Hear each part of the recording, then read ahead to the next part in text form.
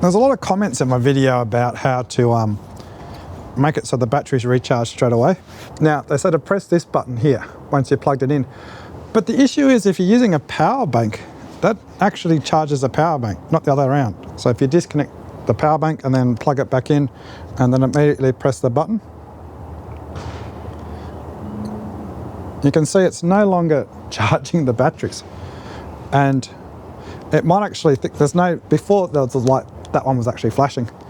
Oh, there it goes. So now it's charging my power bank. You're not charging your batteries, which is pretty important if you're trying to charge your batteries.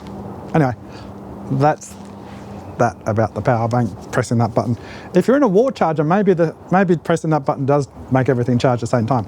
But from the documentation, that shouldn't happen. What should happen is actually it charges up the lowest battery first to the next level, and then if the two batteries reach the third level, then they will charge at the same time. Okay, hope that clears that up. This is a video for those who've just bought a DJI Neo 2.